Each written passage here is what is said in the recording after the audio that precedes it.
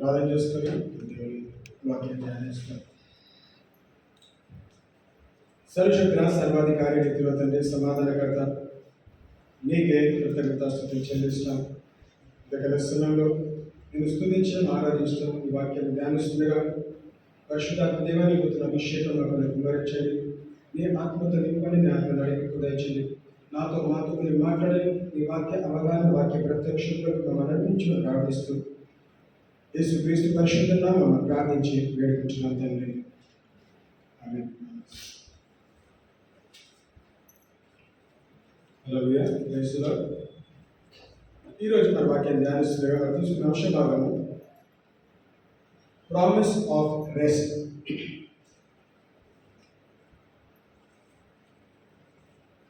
వాగ్దానంతో కూడిన విశ్రాంతి అనే అంశాన్ని మనము ధ్యానించుకుందాం. ప్రామిస్ ఆఫ్ రెస్ట్ అనే అంశం. సో నాతో పాటు హెబ్రీ 4వ అధ్యాయము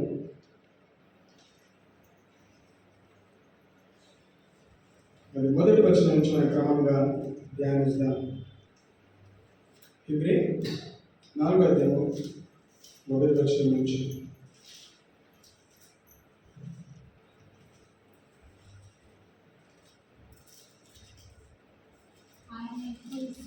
ప్రవేశించుకున్నాను. వాగ్దానం ఇంకా నిలిచి ఉండగా మీలో ఎవడైనా ఒకవేళ ఆ వాగ్దానం పొందకుండా తప్పిపోవునేమో అని భయం కలిగి ఉన్నాను. వారికి ప్రకటింపబడినట్లు మనకును సువార్త ప్రకటింపబడిన కానీ వారు వినని వారితో విశ్వాసం గలవారై కలిసి ఉండలేదు కనుక విన్న వాక్యం వారికి నిష్ప్రయోజనమైనదాయను. గమనిస్తే వాక్యము మొదటి వచనము, ఆయన యొక్క విశ్రాంతిలో ప్రవేశించిన మనం వాగ్దానము ఇంకా నిలిచి ఉండగా. దేవుని ఉద్దేశము మనము విశ్రాంతిలో ప్రవేశింపబడాలని. సో విశ్రాంతి అనగానే మనం చాలాసార్లు ఈ మాట యూజ్ చేస్తూ ఉంటాం. ఎవరైనా మనం విడిచిపెట్టి వెళ్ళినప్పుడు, చనిపోయినప్పుడు కానీ రెస్ట్ ఇన్ పీస్ అంటాం కదా, విశ్రాంతిలోకి ప్రవేశింపబడ్డాడు అని మనం మాట్లాడుతున్నాం. కానీ దేవుడు మరణానికి సంబంధించిన విశ్రాంతి చెప్పట్లేదు, కానీ దేవునిలో మనం విశ్రాంతి తీసుకోవాలని దేవుని ఉద్దేశం. అందుకే మత్తయి సువార్తలో రాస్తున్నాడు, ఏమని రాస్తున్నాడు? ప్రయాసపడి భారం వస్తున్న సమస్త జనులారా నా యొద్దకు రండి, నేను మీకు విశ్రాంతి ఇస్తాను. ఒకవేళ మానవుల మన అవగాహనతోని మనం నమ్ముతున్నట్లయితే మనం ఏమనుకుంటాము?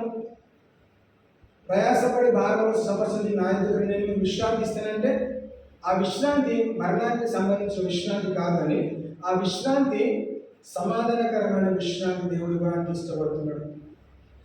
ఆ విశ్రాంతి ఏంటిదంటే వాగ్దానం అనుభవించే విశ్రాంతిలో నడిపిస్తున్నాడు. హల్లెలూయా. ఎప్పుడైతే మనం దేవుడు మనకి ఇచ్చిన వాగ్దానాన్ని మన జీవితంలో నెరవేర్చబడుతుందో, నెరవేర్చబడే విషయంలో మనం ప్రయాసపడతామో, ఆ ప్రయాసానికి వచ్చే ఫలితం ఏంటిది? విశ్రాంతి. విశ్రాంతి is equal to promise fulfilment. Hallelujah. I am satisfied, నేను తృప్తిపరచబడ్డాను, నేను విశ్రాంతిలో ఉన్నాను. విశ్రాంతి అంటే ఫర్ ఎగ్జాంపుల్ మనం ప్రయాసపడుతున్నాం, కష్టపడుతున్నాము, మనం సంపాదించినంత దొంగలించబడుతుంది లేదా సంపాదించినంత కూడా మనం ఏది కూడా పొదుపు చేసుకోలేకపోతున్నాం. అలాంటి పరిస్థితుల్లో దేవుడు అత్యంతంగా ఆశీర్వించి దేవుని వాగ్దానం మన జీవితం నెరవేర్చబడుతూ మనం ముందుకు వెళ్తున్నట్లయితే ఏం చేస్తామంటే సమృద్ధిలోకి వచ్చినప్పుడు మనకి విశ్రాంతి ఉంటుంది. హల్లెలూయా. సమృద్ధి అంటే ఏంటిది? సమృద్ధిలో వచ్చినప్పుడు మనకు సమృద్ధి మోర్ దెన్ సఫిషియంట్ అంటారు. మనము సమృద్ధిలో ఉన్నప్పుడు మనం ఎక్కువ కష్టపడాల్సిన అవసరం లేదండి. ఒకరోజు కష్టపడతాము, సంపాదిస్తాము, ఎంతవరకు సంపాదిస్తామో దేవుని హస్తము ఆశీర్వదించి ఉన్నంత వరకు కూడా అత్యధికంగా ఆశీర్వించబడి ఏం చేస్తామంటే మనం విశ్రాంతి ఉంటాం. అంటే చనిపోవట్లేదు, కానీ మనం సంపాదించిన ఆశీర్వాదంలో మనం ఏం చేస్తామంటే మనం దాన్ని బ్రతకగలుగుతాం. హల్లెలూయా. ఒక ధనికుడు ఏమంటాడండి, చాలా సంపాదించిన తర్వాత ఏమనుకుంటాడు? అనేక ధాన్యాలు కదా, అనేక హౌసెస్, స్టోర్ హౌసెస్ కట్టి ధాన్యం సమకూర్చి ఇక నేను పని చేయను, ఎందుకు? నాకు సరిపోయినంత ఆస్తి ఉన్నది, నేను ఏం చేస్తానంటే నేను కేవలం పడుకుంటా, తింటూ తాగుతూ నేను విశ్రమిస్తా అని అన్నప్పుడు దేవుడు దర్శించబడు, ఓ బుద్ధిహీనుడా, ఈరోజు నీ ప్రాణం నేను తీసుకుంటే ఏమవుతుంది? If I need your soul today, what will happen to your wealth? So దేవుని ఉద్దేశం ఏంటిది? ఆస్తులంతా ఆస్తులు సంపాదించుకోండి, ఇంకేం చేయాలంట? దేవుడు మనం విశ్రాంతి కలిగిన వారిగా ఉండాలి. ఆయన ఉద్దేశం ఏంటిది? నేను తింటా, తాగుతా, పడుకుంటా, నాకు దేవుడు వద్దు, లోకం ఎందుకు, నాకు సఫిషియెంట్ ఉన్నది. నేను చనిపోయి నేను ఎంతకాలం బ్రతుకుతానో బ్రతికినంత కాలం కూడా కష్టపడకుండా తింటూ తాగుతూ నా ఆస్తి మీద బ్రతకగలుగుతాను అన్న ఉద్దేశంతో ఏం చేస్తాడు? ఒక అంటున్నాడు, దేవుడు వెక్కిరించవచ్చు, నువ్వు అవసరం లేదు, నాకు ఇది ఉన్నది, when I have this you I don't want you అని అంటాడు. అదే దేవుడు దర్శించి, నీ ప్రాణం నాకు అవసరమైతే, if I take your life what will happen to your life. So దేవుని ఉద్దేశం ఏంటి? Enter in to his rest, తన విశ్రాంతిలోకి మనం ప్రవేశింపబడాలని దేవుని ఉద్దేశం. రెండవసారి గమనిస్తే, వారికి ప్రకటింపబడినట్లు మనకును సువార్త ప్రకటింపబడిను, కానీ వారు వినిన వారితో విశ్వాసము గలవారే కలిసి ఉండలేదు కనుక విన్న వాక్యము వారికి నిష్ప్రయోజకమాయను. విన్న వాక్యము దొంగలించబడ్డది, విన్న వాక్యం వాళ్ళకి ఉపయోగపడలేదు. It was no profit. ఎందుకండి? వాళ్ళు అదే వాక్యం విన్నారు, మనము అదే వాక్యం విన్నారు. వాళ్ళకి విశ్వాసం ఉన్నది, మనకి విశ్వాసం ఉన్నది. ఈరోజు మనం రక్షింపబడమంటే మనలో విశ్వాసం అనే కొరత ఉంది. కాబట్టి ఎప్పుడైతే మనం కానీ మన పితరులు కానీ ఎప్పుడైతే వాక్యం విన్నారో, వాక్యాన్ని అంగీకరించి గ్రహించి ఆ రక్షణ అనుభవం వచ్చినారు. కాబట్టి ఈరోజు మనం క్రైస్తవులుగా విశ్వాసంగా సంఘంలో కూడి దేవుని స్తుతించి ఆరాధిస్తున్నాం. ఇదే వాక్యం బయట ఉన్న వాళ్ళు విన్నారండి. ఎందుకు ఆలస్యం అవుతుంది? నమ్మలేదు కాబట్టి. వాక్యం కరెక్ట్గా బోధించబడ్డది, కానీ విన్నవారు నమ్మలేదు కాబట్టి వాళ్ళకి ఏంటంటే ఆ విన్న వాక్యము వాళ్ళకి నిష్ప్రయోజకమాయను. It is not a profit. వాళ్ళకి ప్రాఫిట్ రాలేదు, ఉపయోగపడలేదు. ఎందుకు? ఆ విశ్వాసంతో కూడిన జీవం గల మాటలు విన్నప్పుడు విశ్వాసం యాక్ట్ చేయలేదు కాబట్టి వాళ్ళకి ఏమైందంట, it is not a profit for, వాళ్ళకి ఉపయోగపడలేదు. సో మనం కూడా ప్రతి వారం వాక్యం విన్నాము, 10 సార్లు వాగ్దానం చూస్తున్నాము. మనం ఏం చేయాలంటే మనము నమ్మాలి. మనం ఎప్పుడైతే నమ్ముతామో, మనం ఎప్పుడైతే దేవుడు మనకి ఇచ్చిన వాగ్దానం మనం నమ్ముతామో, ఏమనంట మనకి నిష్ప్రయోజకం కాదు, ప్రయోజకంగా ఉంటుంది, మనకు ఉపయోగపడుతుంది. మనం ఈ సంవత్సరం వాగ్దానం తీసుకున్నాం, his mercies are new every morning. తన యెహోవా దయలు, తన కృప నిరంతరం ఉండును. ఎంతైనా నమ్మదగిన వాడు అన్న వాగ్దానం మనం తీసుకున్నట్లయితే ఆ నమ్మదగిన వాడు మనతో ప్రతిరోజు ఉంటాడు అన్న మన నిరీక్షణ మనకు కలుగుతాడు, అన్న విశ్వాసం మనకు కలుగుతాడు. We have to believe. మనం నమ్మాలి. ఎందుకు? విశ్వాసము ఏం చేస్తుంట నీకు ప్రాఫిట్ కలిగిస్తుంది, నీకు ఉపయోగపడుతుంది. అందరం కూడా వాక్యం వింటున్నాం, మనం వింటున్నాము, బయట లోకం వింటున్నది. ఈ మధ్య సోషల్ మీడియా వచ్చిన తర్వాత అనేక రకాలుగా అనేక ప్రాంతాలు అనేక పద్ధతుల్లో వాక్య పరిచయం జరుగుతున్నాయి. వాక్యం తెలియదని ఎవరు చెప్పడానికి లేదండి, వాక్య పరిచయం జరుగుతుందని. కొంతమంది వాక్యాన్ని పట్ల హేళన చేస్తున్నారు, కొంతమంది వాక్యాన్ని భయపడి విశ్వాసంతో ఏం చేస్తుంట దేవుడు మనకు ఇవ్వాల్సిన విశ్రాంతిలోకి ప్రవేశింపబడుతున్నారు. అందుకే ఇక్కడ వాక్యం తెలిసి ఏమన్నాడు? For unto us was the gospel preached as well as unto them, but the word preached did not profit them, but being mixed with faith in them that heard it. ఎందుకంటే మనం విన్న వాక్యానికి ఏం జతపరచాలి? మనలో ఉన్న విశ్వాసాన్ని జతపరచాలి. యేసుక్రీస్తు అనేక స్వస్థతలు చేస్తూ వచ్చాడు. స్వస్థతలు చేస్తున్నప్పుడు కొన్నిసార్లు అడిగిన question, do you believe that I can heal you? నీవు నమ్ముతున్నావా నేను స్వస్థపరచగలుగుతానని? ఏమడుగుతున్నాడు?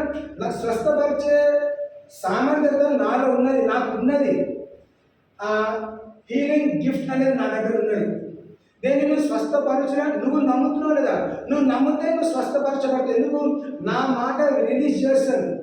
నేను పలికిన మాటతో నువ్వు విశ్వసించినట్లయితే ఆ విశ్వాసము నీకు స్వస్థత కలిగిస్తుంది. సో వాక్యం ఏం సెలవుస్తుంది? నమ్ముట నీ విషయమైతే నమ్మవానికి సమస్తం సాధ్యం. సో నమ్మాల్సిన బాధ్యత నాది. ఏం నమ్మాలి? మనం విన్న వాక్యాన్ని నమ్మాలి, మనం విన్న మాట నమ్మాలి. ఏ మాట నమ్మాలి? వాక్యానికి అనుసారంగా విన్న మాటలు నమ్మాలి. న్యూస్ ఛానల్ చెప్పే మాటలు కాదు, న్యూస్ పేపర్లు వచ్చే మాటలు కాదండి. అవన్నీ కేవలం న్యూస్ మాత్రమే, కల్పితం మాత్రమే. 100% వాళ్ళకి న్యూస్ రావడానికి ఎన్నో కనిపించి న్యూస్ చెప్తూ ఉంటారు, న్యూస్ రాస్తూ ఉంటారు. కానీ ఈరోజు మనం విన్న న్యూస్ ఏంటిది? శుభవార్త ఏంటిది?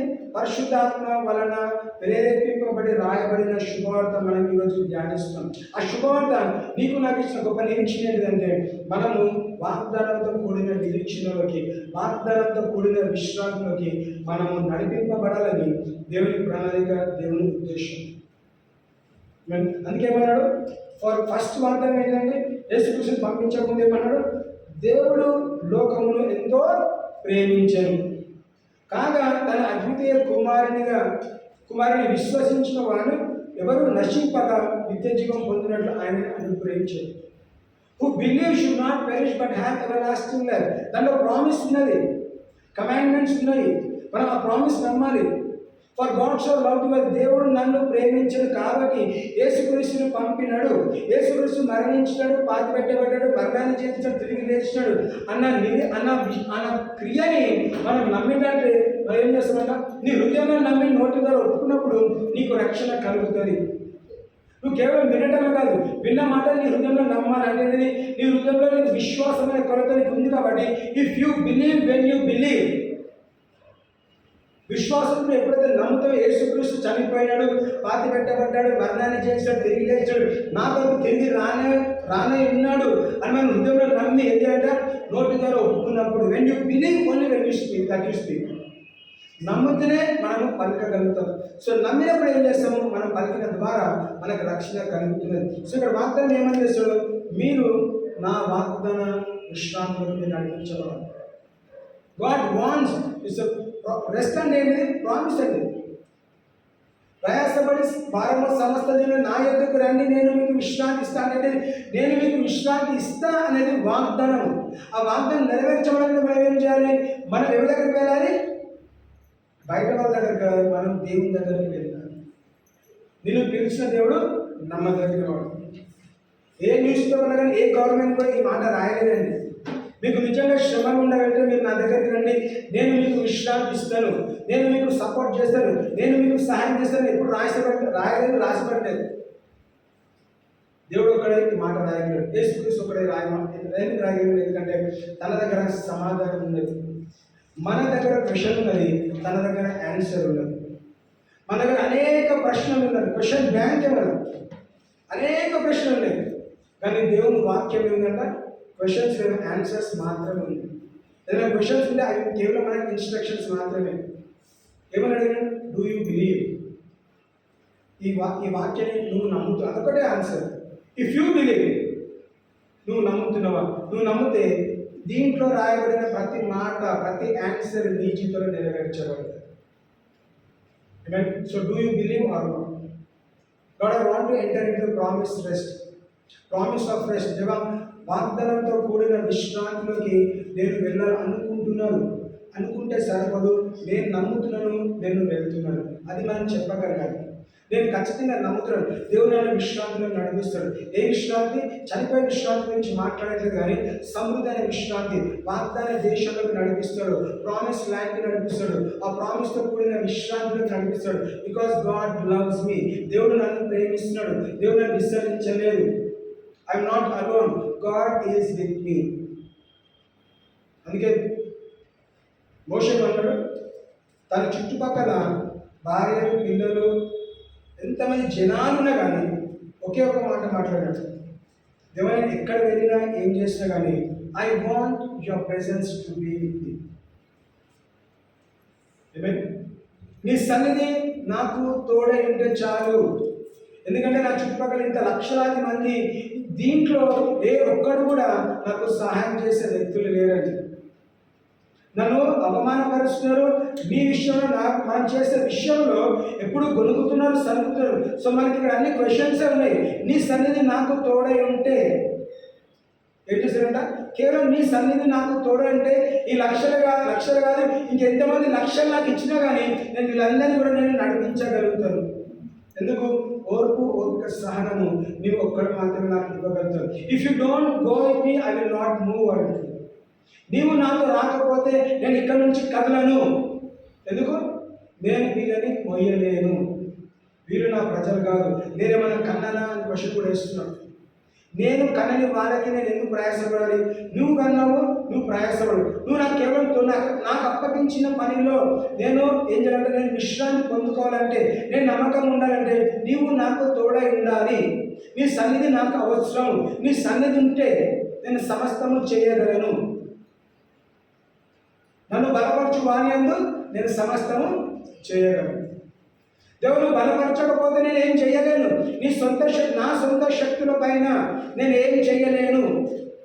కొన్ని అడుగులు మాత్రమే వేయగలగవచ్చు, కానీ నేను కొనసాగాలంటే, నా ప్రయాణం నేను అంచెలంచెలు ఎదగాలి, ముందుకు వెళ్ళాలంటే దేవుడు నన్ను బలపరచు. శారీరక బలము దయచే, ఆత్మీయ బలము దయచే. కృంగిపోయినప్పుడు నీ దక్షిణ హస్తంతో నన్ను లేవనెత్తు, నన్ను నడిపించి మనము అడగాలి. విశేష్ ఏమంటారు, వాళ్ళకి ప్రాఫిట్ కాలేదు. వాళ్ళకి ఎవరండి, అందరూ వాక్యం విన్నారు. ఎవరైతే నమ్మినారో వాళ్ళకి ఉపయోగపడ్డది, నమ్మని వారికి శిక్ష. అలాగే వాక్యం ఉంటుంది, ఈ సిలువ అనేక మందికి హేళనగా మారింది, వెక్కిరిస్తూ ఉన్నారు. నమ్మిన వారికి ఏమైందంట, ఆ సిలువ రక్షణ మార్గంగా ఏర్పరచబడ్డది. ఇద్దరు దొంగలు ఒక పక్కన ఇద్దరు వేలాడదీయబడ్డారు. ఒకడు నమ్మినాడు, ఒకడు హేళన చేస్తున్నాడు. చివరి క్షణాలు, చివరి నిమిషాలు ఏం చేయలేదు, కేవలం నమ్మినాడు. ఏమని నమ్మినాడు? ఆ రోజు చూసిన క్రియని నమ్మినాడు. ఈయన దేవాది నిజమైన దేవాది, ఎందుకంటే భూకంపం చూడగలిగాడు. ఇంత శ్రమ ఉండే వెళ్తున్నాను, కనీసం నోరు మెదపలేదు, కేవలం మాట్లాడట్లేదు, గొనగట్లేదు, సరగట్లేదు, దూషించట్లేదు, రెచ్చిపోవట్లేదు. తన ప్రవర్తన చూసి, తన తీరును చూసి తను నమ్మి ఆ చివరి క్షణాలు బహుశా ఎంతకాలం వినుంటాడు, నమ్మకపోవచ్చు, కానీ ఆ రోజు నమ్మి ఏం చేశాడు? నన్ను కేవలం గుర్తుపెట్టుకో. ఏమని గుర్తుపెట్టుకో? నీ పొరుగు వాడినిగా గుర్తుపెట్టుకో. ఎవరు పొరుగువారు? యేసుక్రీస్తు ఆ చివరి రోజున ఇద్దరు పొరుగువారే. నిన్ను వారిని పొరుగువారిని ప్రేమించు. నువ్వు దొంగవి కదా, నువ్వు శిక్ష అనుభవించాలని యేసుక్రీస్తు అన్నదండి. ఏమని అడిగినాడు? క్షమాపణ అడగట్లేదు. యేసయ్య తండ్రి ఏమని ఉంటాడు? నువ్వు వెళ్ళినప్పుడు, నీ రాజ్యంలోకి వెళ్ళినప్పుడు, when you go just remember me, నీ రాజ్యంలో నన్ను గుర్తుపెట్టుకో. యేసుక్రీస్తు మాట్లాడింది, ఈరోజు నీవు నాతో కూడా పరదేశంలో ఉంది. Today you will be with me in paradise. ఎందుకు? నువ్వు నన్ను గౌరవించినావు, నువ్వు నన్ను గుర్తించినావు, నేను ఎవరినో తెలుసుకున్నావు. ఈ కొద్ది నిమిషాలు, ఈ చిన్న కన్వర్జేషన్లో, ఈ చిన్న బంధంలో, ఈ చిన్న పరిచయంలో నువ్వు నన్ను తెలుసుకున్నావు. కాబట్టి నిన్ను నువ్వు తగ్గించుకొని నువ్వు నన్ను గణపరిచేందుకు ఇదిగో నేను నిన్ను తీసుకుని. బహుశా ఇంకొకరు కూడా అదే మాట్లాడారు, నన్ను కూడా తీసుకెళ్ళు, నన్ను క్షమించాలి. తప్పకుండా తనను కూడా తీసుకెళ్ళేవాడు. కానీ తనకున్న అహము, గర్వం ఏం చేసింది? సవాల్ చేస్తాడు. అంటే ఆ స్థితిగతిలో కూడా కింద ఉన్నవాడు అంటే అనుకోవచ్చండి. సిలువలో నువ్వు వేలాడుతున్నావు, యేసుక్రీస్తు వేలాడుతున్నావు, ఇంకొక దొంగ వేలాడుతున్నాడు. నువ్వు దేనికి సిలువ వేయబడ్డావు నీకు తెలుసు. ఇక్కడ ఒక నీతిమంతుడు సిలువ వేయబడ్డాడు. నీ స్నేహితుడు మనం దొంగలైనప్పుడు కూడా మంచిగా మాట్లాడుతున్నాడు. నువ్వు కూడా విని గ్రహించాలి కదా. నువ్వేం చేస్తావు? నీ అహంతో, నీ గర్వంతో, నీ అహంకారంతో నిన్ను నువ్వు రక్షించుకో, మమ్మల్ని రక్షించు. తనని ఎందుకు రక్షించాలి? తను చేసే తప్పులకి ఆయన అనుభవిస్తున్నాడు. దేవుడు చేస్తాడు, ఆ దొంగని ఎక్కడ నడిపించాలి? విశ్రాంతిలోకి నడిపించాడు. ఒకే ఒక మాట ద్వారా, నీ రాజ్యంలో నీ నన్ను గుర్తుపెట్టుకో. జస్ట్ ఎవరిలాగా గుర్తుపెట్టున్నాడు? ఒక దొంగ నీ ప్రక్కన వేలాడినాడు. నిన్ను మరి నీ పొరుగువారు ప్రేమించని ధర్మశాస్త్రం రాష్ట్రం కదా అనుకుందాం. ఆ ధర్మశాస్త్రం తెలిసిన దొంగని అనుకుందాం. బహుశా మాట చదువుకుంటాడు. యేసుక్రీస్తు రాష్ట్ర మాటలు గుర్తు చేసుకొని, నిన్ను మరి నీ పొరుగువారు ప్రేమించను కదా, నీవు నన్ను ప్రేమించి నన్ను క్షమించు, నీ రాజ్యం వెళ్ళినప్పుడు నన్ను గుర్తు చేసుకో. యేసుక్రీస్తు వెంటనే క్షమించి తనకి ఇచ్చిన ప్రామిస్ ఏంటిది? Enter my rest. హల్లెలూయా. నా విశ్రాంతిలోకి నువ్వు ఈరోజు రాబోతున్నావు. Enter into the paradise. Today you will be with me in paradise. ఎందుకంటే ఆ పరదేశంలో విశ్రాంతిలో కలుగుతావు. ఆ పరదేశంలో నువ్వు దొంగతనం చేయాల్సిన అవసరం లేదు, నువ్వు వ్యభిచారం చేయాల్సిన అవసరం లేదు, నువ్వు అబద్ధం చెప్పాల్సిన అవసరం లేదు, నువ్వు ఏ లోక పాపం చేయాల్సిన అవసరం లేదు. ఎందుకు? నేను కడిగి పరిశుద్ధపరిచి ఇదిగో నేను ఏం చేస్తాడు? నిత్య మహిమలోకి నేను నిన్ను నడిపిస్తున్నాను. నీకు కావాల్సిన విశ్రాంతి. ఇక్కడ దొంగతనం చేసిన ప్రయాసపడుతూ దొంగలిస్తూ చేస్తున్నావు, నీ బ్రతకడానికి నువ్వు దొంగతనం చేసావు. అక్కడ ఏం చేయాలంట? నువ్వు విశ్రాంతి. ఎందుకు? ఒకే ఒక మాట ద్వారా నువ్వు విశ్రాంతి నడిపించవద్దు. సో మనం కూడా ఒక మాట దూరంలో ఉన్నాం, ఒక వాగ్దానం దూరం. దేవుడు మనకు వాగ్దానాలు ఇచ్చినాడు, నీకు కాదు నాకు కదని. ఈ గ్రంథ వాగ్దానాలను అన్ని కూడా నాయన పాట పాడతాం కదా. Every promise in the book is mind. ప్రతి అధ్యాయం, ప్రతి వరుస వచనము తన దివ్య ప్రేమతో మనకిచ్చిన ప్రతి వాగ్దానం మన జీవితం నెరవేర్చబడడానికి వాగ్దానం ఇచ్చినాడు. అలవాటు ప్రకారంగా లేదంటే ఎంతో కాలంగా సంవత్సరం వాగ్దానం తీసుకున్నాం కాబట్టి ఈ సంవత్సరంలో ఒక వాగ్దానం తీసుకున్నాం. అది ఒకటే కాదండి, గ్రంథంలో రాయబడిన ప్రతి వాగ్దానం కూడా నీకు నాకు వర్తిస్తుంది. మరి ఏం చేయాలంటే కేవలం నమ్మాలి.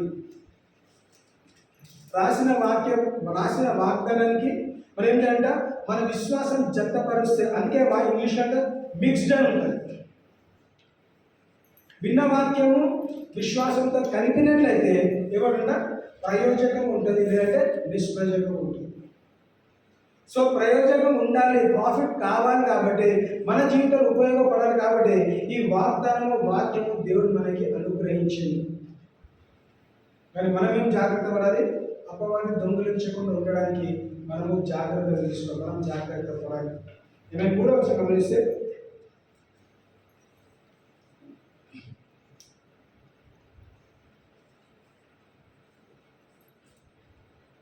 కాగా చదువు 3వ వచనం. జగత్తునాది వేయబడినప్పుడు ఆయన కార్యములన్నీ సంపూర్తి అయ్యాయి. ఈ విశ్రాంతిని గురించి నేను కోపంతో ప్రమాణం చేసినప్పుడు వారు నా విశ్రాంతిలో ప్రవేశింపరు. ఆయన చెప్పిన మాట అనుసరించి విశ్వాసులమైన మనము ఆ విశ్రాంతిలో ప్రవేశించుతున్నాము. For we which have believed do enter into rest, as he said, as I have sworn in my wrath, if they shall enter into my rest, although the works were finished from the foundations of the world. భూమి పునాదులు వేయబడక ముందు నుంచే ఆ కార్యం సంపూర్ణం అయినట్లయితే ఏమంటాడు?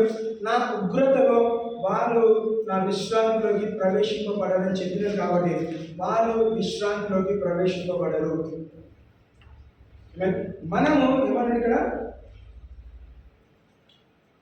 విశ్వాసులమైన మనము ఆ విశ్రాంతిలో ప్రవేశించుచున్నాము. For we which we believe do enter into his rest. ఎక్కడ రెస్ట్? దేవుని రాజ్యంలో మనకు విశ్రాంతి కలుగుతుంది. అది చివరి ప్రామిస్. భూలోకంలో నివాసం చేసేంత వరకు భూలోకానికి సంబంధించిన వాగ్దానం మన జీవితం నెరవేర్చబడుతుంది. చివరి వాగ్దానం ఏంటి? యూ ఎంటర్ మై రెస్ట్ అంటే ఈ భూమిని విడిచిన తర్వాత మీరు నా దగ్గరకు వచ్చి మీరు విశ్రాంతి తీసుకోండి. విశ్రాంతి అనగానే మనం ఏ పని పాట లేకుండా ఉండడం కాదండి, శ్రమ లేని పని మనం కలిగి ఉంటాం. రెస్ట్ అనగానే మీ గో టు హెవెన్, ఇంకా పని ఉండదు, పాట ఉండదు, సంపాదన ఉండదు, కేవలం తినాలా, తాగాలా, సుఖించాలా అన్న ఆలోచన మనం కలిగి ఉంటాం. అక్కడ ఏ పని ఉంటే మనకు తెలియదండి. దేవుడి ఉద్దేశం ఏంటి? ఈ లోకరీతి శ్రమల గుండా నుంచి, నో మోర్ టాయిల్, ఈ లోకరీతిగా శ్రమల గుండా నుంచి మీరు విశ్రాంతి నడిపించబడుతుంది కాక. ఏమైనా అక్కడ ఏమన్నదండి? ఏదైనా తోటలో విశ్రాంతి ఉన్నది, ఏదైనా తోటలో శ్రమ ఉన్నదా, కష్టం ఉన్నది, ఏం లేదండి. ప్రొవిజన్ ఆల్రెడీ ఉన్నది, ఎవ్రీథింగ్ ఈజ్ అవైలబుల్. మనం ఫంక్షన్స్కి వెళ్ళినప్పుడు, మీటింగ్స్కి వెళ్ళేదంటే, దావత్లకు వెళ్ళినప్పుడు నువ్వు ఏం చేయదు. ఏం చేయాలంటే కేవలం విద్యుత్ వెళ్ళి అక్కడ ఆహారం ఉంటుంది, నువ్వు కేవలం భుజించి రావాలి అంతే. నువ్వేం వంట చేయాల్సిన అవసరం లేదు, కూరగాయలు కట్ చేయాల్సిన అవసరం లేదు కదా, కోడి కూర, మాంసం కూర ఏం కడగాల్సిన అవసరం లేదు, ఏం చేయదు. నువ్వు వెళ్ళాలా, భుజించి రావాలి, నువ్వు అనుభవించాలి. సో ఏదైనా తోటలో ఆదం అవ కేవలం నువ్వు దేవుని సృష్టిని అనుభవించాలి, వాళ్ళు కాపలా కాయాలి. కానీ అలాంటి పరిస్థితులు ఏం చేసినట్ట శ్రమకుండా వెళ్తున్నారు. వాళ్ళ కష్టార్జితాన్ని దేవుడిని ఆశ్రయించాడు. నువ్వు కష్టపడి సంపాదించాలి. విశ్రాంతులు ఉన్నవారు ఏం చేసినట్ట దొంగలు అంటే చూడండి, వాళ్ళ వాగ్దానం దొంగలించబడ్డది కాబట్టి విశ్రాంతి నుంచి శ్రమలోకి వచ్చినారు. సో దేవుడు ఏం చేస్తాడు? ఏ వాగ్దానం మీద దొంగలించబడ్డదో అదే వాగ్దానం ఇచ్చి శ్రమల నుంచి విశ్రాంతిలో నడిపించడానికి ఇష్టపడుతున్నాడు. What ever enemy has done, దేవుడు చేసిన దానికి అపవాది వ్యతిరేకంగా చేస్తాడు, అపవాది చేసిన దానికి దేవుడు వ్యతిరేకంగా చేసి దొంగలించబడిన వారిని తిరిగి సమకూర్చే బాధ్యత దేవుడు తీసుకొని మనల్ని దేవుని రాజ్యానికి సమకూర్చుతాడు. నమ్మిన వాడు దేవుని రాజ్యంలోకి వెళ్తారు, నమ్మని వాడు అపవాది రాజ్యంలోకి నడిపించాడు. ఏం చెప్పాను? You have just believe. You mix your faith with the word you heard. నువ్వు విన్న మాటని, విన్న వాక్యానికి ఏం జతపరచాలి? నీకున్న విశ్వాసం జతపరిస్తే నువ్వేం చేస్తున్నావు? వాగ్దానంతో కూడిన విశ్రాంతిలోకి నువ్వు నడిపించబడతావు. God will give me rest. అదే అడగాలి, God give me rest from all the situations. క్రైస్తవ విశ్వాసం ఏమంటారంటే, దేవుడు మాకు శాంతి సమాధానం కావాలి, మాకు పర్సిక్యూషన్ వద్దు, మమ్మల్ని కొడుతున్నారు, చంపుతున్నారు కదా, రీసెంట్ ఎన్నో ఇష్యూస్ జరుగుతున్నాయి, మనం వింటున్నాము, చూస్తున్నాం, చదువు అన్నీ చేస్తాము, మనం ఏమైనా నష్టం చేస్తాం? ఏం చేయట్లేదండి. మంచి బోధనే చేస్తున్నాం, సమాధానంగా ఉండటమే బోధ చేస్తున్నాం, దేవుని నమ్మకం అని చెప్తున్నాం, దేవుని రాజ్యం నుంచి ప్రకటిస్తున్నాం. మంచి మాటలు చెప్పిన వారు ఏం చేసినట్ట? వాళ్ళని హతసాక్షులుగా మారుస్తున్నాం. అయినను మంచి మాట ప్రకటించడం, దేవుని వాక్యం ప్రకటించడము ఆగదు, మానదు. ఎవరు ఆపలేరండి. యేసుక్రీస్తుని ఉన్న రోజుల నుంచి ప్రయత్నం చేస్తారు, ఎవరు ఆపలేకపోయారు. ఇప్పటివరకు 2000 సంవత్సరాలు గడిచిన ఆపడానికి ప్రయత్నం చేస్తారు, కానీ ఆపలేరు. ఒక మనిషిని చంపినంత మాత్రాన దేవుని వాక్యం ఆగిపోదు. అలాగే కొన్నిసార్లు ఈ అడవులలో మంటలు అంటుకుంటూ ఉంటాయండి. మంటలు అంటుకున్నప్పుడు ఏం చేస్తాం? ఒక చెట్టుకి మంట అంటే ఆ చెట్టు నరికేస్తే ఆ మంట ఆగిపోతుందా? ఆగదు, ఇంకా రగులుతూ ఉంటుంది. సో దేవుడు ఆ మంట మనకి అంటించడం ఎప్పుడు 2000 సంవత్సరాలు ఎవరితోని శిష్యులతో అంటించడం, అదే ఇంకా అంటుకుంటూనే ఉంటుంది. నువ్వు ఎన్ని హత్యలు చేస్తావో, నువ్వు ఎంతమంది భాషలను చంపుతావో, ఎంతమంది భాషలు చంపుతావో అంతమంది 1000 రెట్లుగా దేవుడు చేస్తాడు. ఇంకా అనేక మందిని దేవుని ఎత్తుతాడు. ఎంతమంది హతసాక్షులు? దాదాపు ఈ యేసుక్రీస్తు శిష్యులందరూ కూడా హతసాక్షులు అయినారు. వాళ్ళు అనుకున్నారు, పేతురుని చంపేస్తే ఇంకా రక్షణ ఉండదు, యోహాను చంపేస్తే ఇంకా రక్షణ ఉండదు అనుకున్నారు. కానీ చంపే కొద్దీ ఏమవుతుంది? వాక్యం విస్తరిస్తూనే ఉన్నది. మంట ఆగిపోతా ఉంటే ఏం చేస్తామండి? పాతకాలం వంటలు గమనిస్తే ఏం చేస్తారు? వంటలో ఊపుతూ ఉంటాం. ఆ పైపెట్టి ఊపే వాళ్ళ గాలి ఎందుకు? మంట రగులుతూ ఉంటుంది. ఆరిపోయిన మంట కూడా లేస్తారండి. సో చుట్టుపక్కల అన్నిలో అదే కార్యం చేస్తున్నారు. బహుశా మనం చల్లబడి ఉండొచ్చు మన విశ్వాసంలో. వాళ్ళు ఏం చేస్తున్నారు? వాళ్ళు రగిలించి మన విశ్వాసాన్ని మనల్ని బలపరుస్తారు. దేవుని వాక్యము మన జీవితంలో, వాళ్ళ జీవితంలో నెరవేర్చబడదు. ఆమేన్. సో గమనిస్తే verse 4, దేవుడు 7వ దినమందు తన కార్యములన్నిటిని ముగించి విశ్రమించాడు. 4వ వచనం, మరియు దేవుడు 7వ దినమందు తన కార్యములన్నిటిని ముగించి విశ్రమించాడు అని 7వ దినమును గురించి ఆయన యొక్క చోట చెప్పి ఉన్నాడు. ఇది బాగా ఆ చోటుననే వారు విశ్రాంతిలో ప్రవేశిస్తారు. గమనిస్తే, for he stayed in a certain place of the 7th day on this wise, and God did rest the 7th day from all his works. And in this place again, if they shall enter into my rest. దేవుడు తీసుకున్న విశ్రాంతి ఏంటిది? తన చేస్తున్న క్రియల నుంచి, పనిలో నుంచి విశ్రాంతి తీసుకున్నాడు. దేవుడు భూమిని, ఆకాశాన్ని సృష్టించాడు. సృష్టి ఎన్ని రోజులు? దాదాపు 6 రోజులు సమయం తీసుకొని ఒకదాని తర్వాత ఒకటి ఆర్డర్గా ప్లేస్ చేస్తూ ఆయన ఏం చేశాడ? సృష్టించాడు. 7వ దినాన విశ్రాంతి తీసుకున్నాడు. సో ఏమన్నాడు? నేను అన్ని సమస్తం ప్రొవైడ్ చేసి నేను విశ్రాంతిలో నడిపించబడ్డాను, నేను విశ్రాంతి తీసుకున్నాను. కాబట్టి మీరేం చేస్తారు? నేను కూడా మిమ్మల్ని నా విశ్రాంతిలో నడిపించడానికి నేను ఇష్టపడుతున్నాను. ఏదైనా తోటలో ఏ విశ్రాంతి అయితే దేవుడు అనుగ్రహించడం, అదే విశ్రాంతి తిరిగి సమకూర్చడానికి దేవుడు ఇష్టపడుతున్నాడు. Promise of rest. వాగ్దానంతో కూడిన విశ్రాంతి మనకి ఇవ్వాలనుకుంటున్నాడు. ఏదైనా తోట అయితే మన దగ్గర దొంగలించబడ్డదో అదే ఏదైనా తోట దేవుడు తిరిగి మనకి ఇవ్వాలనుకుంటాడు. సముద్రుని ప్రకటిస్తున్నాడు. అక్కడ అపవాది లేని చోట దేవుడున్న చోటుకే దేవుడు మనల్ని నడిపిస్తున్నాడు. దేవుని రాజ్యంలో ఏమంటే శ్రమ ఉండదు, విశ్రాంతి ఉంటుంది. Enter into my rest. ఎందుకు? ఈ భూలోకంలో మీకు అనేక శ్రమలు కలుగును. భూలోకంలో విశ్రాంతి రాయబడలేదు. You will have trials and tribulations in this world, but lo I have overcome this world. ఏమన్నాడు? నేను ఈ లోకాన్ని స్వాధీనపరుచుకున్నాను, నేను అధిగమించినాను, నేను లోకాన్ని జయించినాను. లోకాన్ని జయించాను కాబట్టి జయించిన వ్యక్తి దగ్గర విశ్రాంతి ఉన్నది, సమాధానం ఉన్నది, శాంతి ఉన్నది. కాబట్టి తన దగ్గర రమ్మని పిలుస్తున్నాడు. మీరు నా దగ్గరికి రండి, నేను మీకు విశ్రాంతి ఇస్తాను. శిష్యులు ఎప్పుడైతే భయభ్రాంతులై ఒక గదిలో కట్టుబడి వాళ్ళు భయంతో ఉన్నప్పుడు యేసుక్రీస్తు వాళ్ళని దర్శించి మీకు సమాధానం కలుగునుగాక, ఏమన్నాడు? మీకు సమాధానము కలుగునుగాక, మీరు విశ్రాంతిలో ప్రవేశింపబడుదురు కాక. సమాధానం కలిగిన తర్వాత మీరు చేయాల్సిన పనులన్నీ చేయండి, మీరు నా దగ్గరికి మీరు నా దగ్గరికి చేర్చబడతారు. I will give you rest once you finish your work. మీ పని మీరు ముగించిన తర్వాత నేను మీకు విశ్రాంతి అనుభవిస్తున్నాను. దేవుని ఉద్దేశం ఏంటి? వాగ్దానంతో కూడిన విశ్రాంతిలోకి మనం నడిపించబడాలని దేవుని ఆలోచన, దేవుని ఉద్దేశం, దేవుని ప్రణాళిక. కాబట్టి మనం ఏం చేయాలంట? మనము దేవుని చిత్తంతో మనము జతపరచబడాలి. దేవుని చిత్తంతో మనం ఏకీభవించాలి. We have to agree with the promise that God has given us. మనం ఎప్పుడైతే అగ్రిమెంట్లోకి వస్తామో మిక్స్డ్ అంటే మనం ఎప్పుడైతే మన విశ్వాసంతో నమ్మి దేవుని వాగ్దానంతో మనం ఏకీపిస్తామో దేవుని వాగ్దానం మన జీవితంలో నెరవేర్చబడుతుంది. ఆలోచన గమనిస్తాం.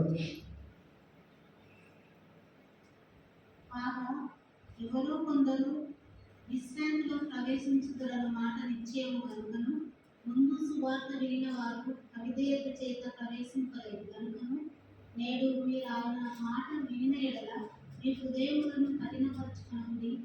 వెనుక చెప్పబడిన ప్రకారము ఇంతకాలమైన తరువాత దావీదు గ్రంథంలో నేడని ఒక దినము నిర్ణయించుచున్నాడు.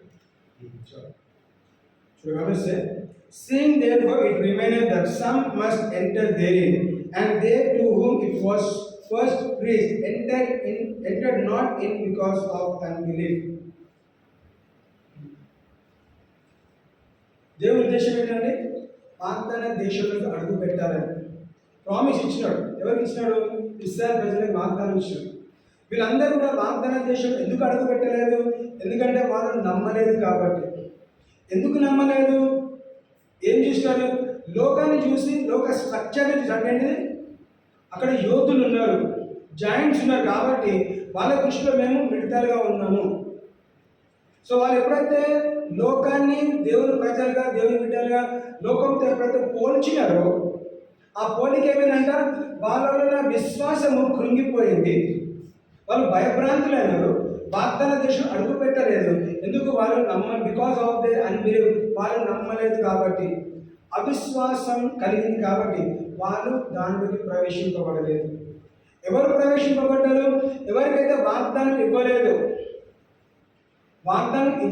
వాగ్దానం వినలేదు, వాగ్దానం అంగీకరించిన వారికి దేవుడు ఆ వాగ్దాన ప్రదేశం అనే ద్వారం తెరిచినాడు. They started believing. ఎంతోమంది వెళ్ళినారు కదా, 12 మంది వేరువాళ్ళు వెళ్ళారు.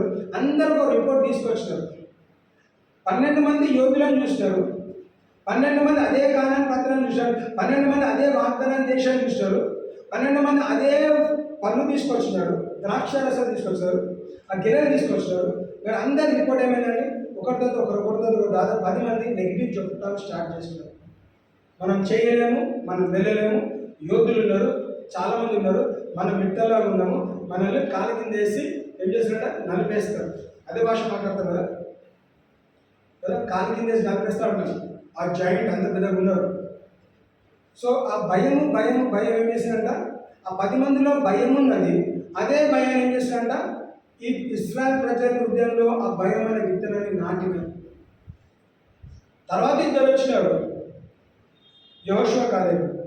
వాళ్ళిద్దరు చెప్పిన శుభవార్త, ధైర్యంతో కూడిన వార్త ఆ మాటలు ఏమిటండి, ఆ విత్తనం చెడు విత్తనాన్ని అధిగమించలేకపోయింది. మీరు ఏమైనా చేసుకోండి, యెహోషువ కాలం మేము ఇద్దరమైన కానీ వెళ్ళి ఆ వాగ్దాన దేశాన్ని మేము ఏం చేస్తున్నాం, అధిగమిస్తూ మేము స్వాధీనపరుచుకుంటాం. వాళ్ళు ఇద్దరు 2 = 1 నేషన్.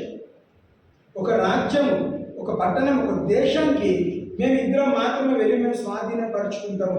మీరు వస్తే రండి, లేకపోతే లేదు. ఎందుకు?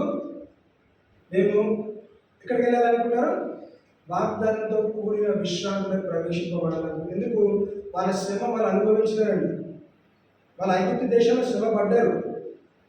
దేవుడు వాగ్దానం ఇచ్చి వాగ్దాన దేశం నడిపించడానికి ఇష్టపడుతున్నప్పుడు వై డోంట్ వి అగ్రీ? ఇష్టం చేయాలా? ఏం చేయొద్దండి. మీరు కేవలం నేను మీకు ఇచ్చిన మాటతో మీరు ఏకీభవించండి, నేను మిమ్మల్ని వాగ్దాన దేశం నడిపిస్తాను. పాలు తేనెలు ప్రవహింపజేసే దేశానికి నేను మిమ్మల్ని నడిపిస్తాను. బహుశా అనుకున్నాం అది కూడా ఒక ఏదైనా తోటలాగా ఉన్నది. మీరు కేవలం అక్కడ ఏం చేయాలంటే చెయ్యి చాపి పండు తెంపుకొని తినాలి. ఇంతకాలం ఐగుప్తు దేశంలో మీకు ఇటుకలు చేయడానికి సామాగ్రి ఇవ్వబడలేదు, గడ్డి ఇవ్వలేదు, దానికి కావాల్సిన మెటీరియల్ ఇవ్వలేదు, అయినా కానీ మిమ్మల్ని ఇటుకలు చేయమన్నారు. సో అలాంటి పరిస్థితి నుంచి ఎక్కడికి తీసుకొచ్చాను? ఒక విత్తనం నాటకుండా పండు తినే స్థాయికి నడిపిస్తా అన్నప్పుడు మీరు ఏం చేయాలి? కేవలం విశ్వసించాలి. ఇంగ్లీష్లో మాట్లాడాలి, బికాస్ ఆఫ్ దేర్ అన్బిలీఫ్. వాళ్ళ అవిశ్వాసం కారణంగా వాగ్దాన దేశంలోకి నడిపించబడలేదు. మనం కూడా చాలాసార్లు మన జీవితంలో వాగ్దానం ఎందుకు నెరవేర్చబడట్లేదు, లేదా దేవుడు మన ప్రార్థన ఎందుకు ఆలకించట్లేదు అని ఆలోచిస్తే ఏంటంటే మన అవిశ్వాసం కారణంగా మన జీవితంలో వాగ్దానం నెరవేర్చబడట్లేదు. కేవలం అవిశ్వాసం కారణంగా. We are not believing. మనం నమ్మట్లేదు. దేవుడు అన్నాడు, నమ్ముతా నీ వశమైతే నమ్మడానికి సమస్తం సార్. మనం కేవలం నమ్మాలి. ఏమని నమ్మాలి? దేవా, నా జీవితంలో నాకు ఇచ్చిన వాగ్దానము, నీవు ఇచ్చిన వాగ్దానం మా జీవితం నెరవేర్చబడగలదు. మేము నమ్ముతున్నాం, సంపూర్ణంగా నమ్ముతున్నాం. You have to just believe. ఎట్లయితుంది, ఎప్పుడైతుంది, ఏ విధంగా అవుతుంది నీకు అనవసరం అండి. దేవుడు అన్ని ముందు చెప్పలేదు. మోషేను బయటకు వచ్చిన తర్వాత ఇంత దూరం నడవాలి, తర్వాత ఎర్ర సముద్రం వస్తుంది, ఎర్ర సముద్రం నేను దాటిస్తాను, తర్వాత ఎడారి వస్తుంది, ఎడారిలో నీకు మొక్కలు నాటడానికి లేదు కాబట్టి నీ పర్వత ద్వారా తెచ్చి మన్నాను కురిపిస్తా, తర్వాత నువ్వు రాళ్ళ కొట్టకు నీళ్ళు ఇస్తా. ఏం చెప్పలేదండి. ఒక్కొక్క అడుగుకి ఒక్కొక్క విధానంగా ఒక్కొక్క అద్భుతము చేసుకుంటూ నడిపించేవారు దేవుడు. కాబట్టి ఏమన్నా కేవలం ఏం చేయాలంట? ఈ మాట గుడ్డిగా నమ్మి వెళ్ళాలంట. You have to just believe and walk. ఒక అడుగు తర్వాత ఇంకొక అడుగు, ప్రతి అడుగులో దేవుని చిత్తం ఉంది, మనం తెలుసుకొని నడవాలి. నువ్వు గొలుగుతావా సరుకుతావా? గొలుగును సరుకు ఏం చేస్తుందా? వాగ్దానంతో కూడిన విశ్రాంతిలోకి నడిపించబడలేదు. ఎక్కడ నశించిపోయినారండి? ఎడారిలో ప్రతి ఒక్కరు ఎవరు ఎంతమంది అయితే ఐగుప్తు దేశం నుంచి బయటికి అడుగు పెట్టారో ప్రతి ఒక్క అవిశ్వాసంతో కూడిన ప్రతి ఒక్కరు కూడా అక్కడ ఏం చేశారంట? నశించిపోయినారు. They became dead bodies in the wilderness because of unbelief. ఎవరికైతే విశ్వాసం ఉంది వారు మాత్రమే వాగ్దాన దేశంలోకి అడుగుపెట్టారు. సో దేవుని దేశం అంటే ఉదయకాల సమయంలో మనము 3వ నెల చివరి రోజులు వచ్చాము. ఈ సంవత్సరం 2025 సంవత్సరంలో 3 నెలలు దేవుడు నన్ను కాపాడడం ఒక క్వార్టర్ అంటాం. ఫస్ట్ క్వార్టర్ అయిపోయింది, ఇంకా 3 క్వార్టర్స్ ఉన్నాయి, 3% ఉన్నది. ఏం చేద్దాం? ఇంకా అవిశ్వాసం ఉందా? ఇంకా మనం నమ్మట్లేదా? ఇంకా డౌట్స్ ఏమైనా ఉన్నాయా? దేవుడు చేస్తాడా చేయడానికి డౌట్స్ ఉన్నట్లయితే ఈ ఉదయ సమయంలో దేవుడు మనకి ఇచ్చిన ప్రామిస్ అంటే ప్రామిస్ ఆఫ్ రెస్ట్. విశ్రాంతితో కూడిన వాగ్దానం దేవుడు మనకి అనుగ్రహించినాడు. అది మన జీవితం నెరవేర్చబడింది కాదు. ఎప్పుడు నెరవేర్చబడుతుంది? నీలో ఉన్న గొప్ప విశ్వాసం చిన్న విశ్వాసం కాదండి. ఆవగింజంత విశ్వాసం దేవుడు మనకి ఇచ్చినాడు. ఆ ఆవగింజంత విశ్వాసంతో నువ్వు విశ్వసించాలి. ఏమని విశ్వసించాలి? గ్రంథ వాగ్దానాలు అన్నీ మనం విశ్వసించాలి. నువ్వు ఏ శ్రమ గుండా వెళ్తున్నావు ఆ శ్రమకి తగిన వాగ్దానం తీసుకొని నువ్వు ప్రకటించు. దేవా, నేను వెళ్తున్న శ్రమలో ఈ వాగ్దానం నాకు గుర్తు చేశాను, ఈ వాగ్దానం నా జీవితం నెరవేర్చబడదు కాక బికాస్ ఆఫ్ అన్బిలీఫ్ కాదు, నేను విశ్వసిస్తున్నాను, ఈ వాగ్దానం నా జీవితం నెరవేర్చబడదు కాక. Hold on to the promises. చూడండి, అందుకే 7వ వచనంలో మంచి మాట అన్నాడు చూడండి. నేడు మీ చూడండి నేడు మీ రాయన మాట వినిన ఎడల మీ హృదయములను కఠినపరుచుకొనుడి. వెనుక చెప్పబడిన ప్రకారము ఇంతకాలమైన తర్వాత దావీదు గ్రంథంలో నేడని యొక్క దినమును నిర్ణయించుచున్నాడు. Today if you hear his voice harden not your hearts అండి. ఈరోజు మీరు తన స్వరాన్ని వింటే మీ హృదయాన్ని మీరు కఠినపరచుకోకుండా అని వాక్యం చదువుతుంది. హృదయము కఠినపరచబడితే వాగ్దాన దేశంలో అడుగు పెట్టలేరు. ఇశ్రాయేలు ప్రజలందరిలో ఒక విత్తనం నాటబడి ఏమని విత్తనము?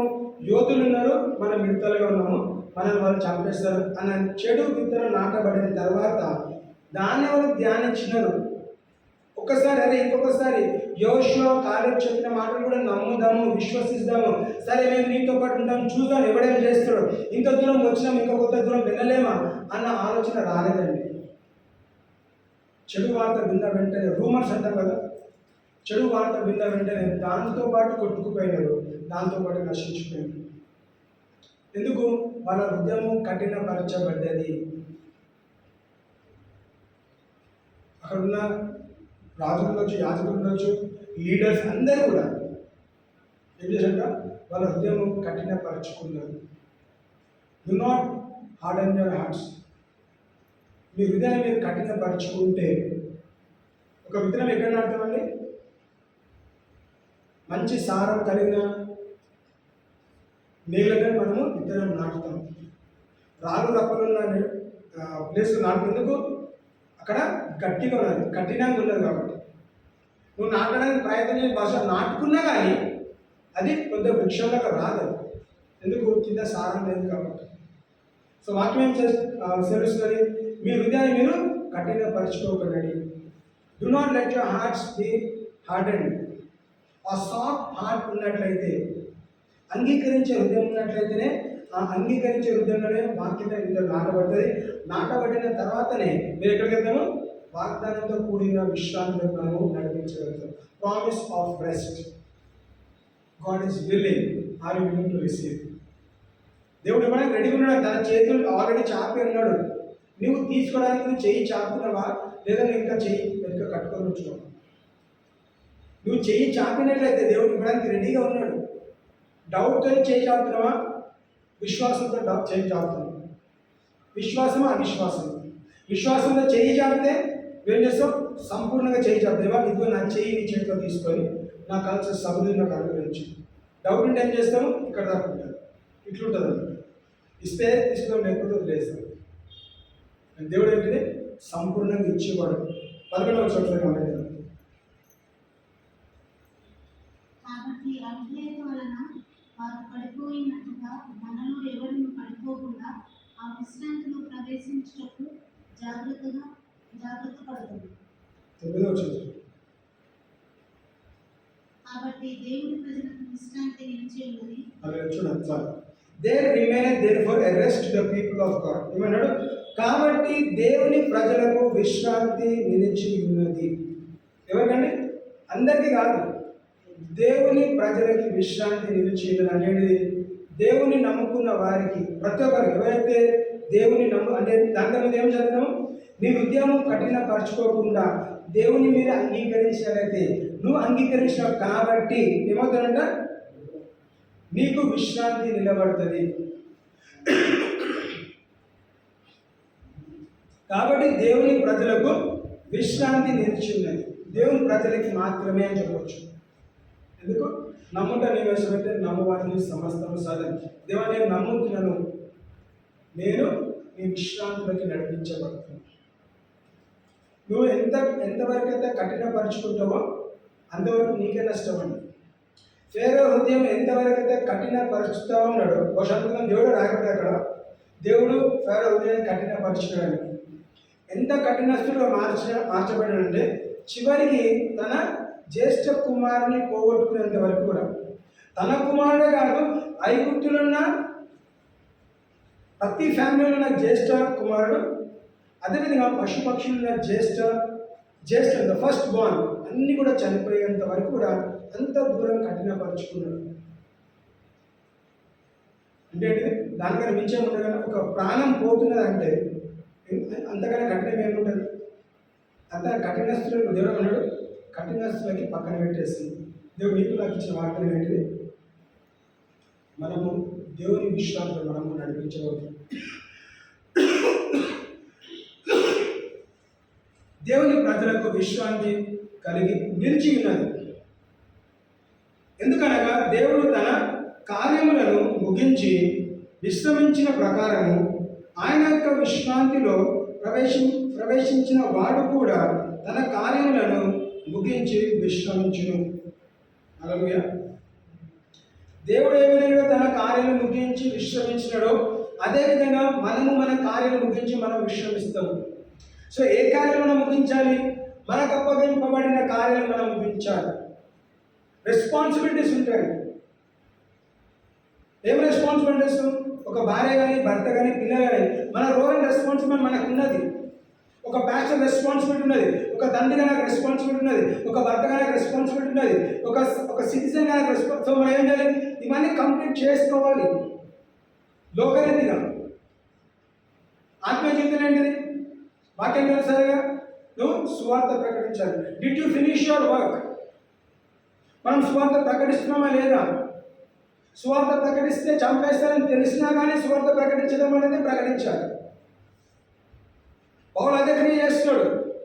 ఈ బెల్ట్ ఓనర్ ఎవరైతే ఉన్నాడో రేపటి రోజు నువ్వు ఎక్కడికైతే వెళ్ళి పరిచయం చేస్తావో అక్కడ వాళ్ళు నువ్వు కొట్టబడతావు. అప్పుడే నిలబడమన్నాడు, ఈ బెల్ట్ నాదే. వాళ్ళు కొట్టినా తిట్టినా చంపినా కానీ నేను వెళ్ళి దేవుని పరిచయం చేస్తాను. Because I came to fulfil the purpose. ఇక్కడ కూడిన ప్రతి ఒక్కరి పట్ల దేవుడు ప్రణాళిక కలిగినాడండి. ఆ ప్రణాళిక నెరవేర్చబడాలి. తండ్రి అంటే సృష్టికర్త ప్రణాళిక ఏంటిది? ఆ రోజులో సృష్టించాలి, 7వ రోజు విశ్రాంతి తీసుకోవాలి. యేసుక్రీస్తు ప్రణాళిక ఏంటిది? 33.5 సంవత్సరాలు భూలోకానికి వెళ్ళాలి, నీ కార్యం కంప్లీట్ చేసుకొని రావాలి. మన ప్రణాళిక అంటే నేను బ్రతికిన కాలం అంతా కూడా దేవుడు నాకు అప్పగించిన పని నేను ముగించుకోవాలి. అంటే if God has finished, if the Son has finished, if the Holy Spirit has finished, we are supposed to finish. ఏం చేయాలంట?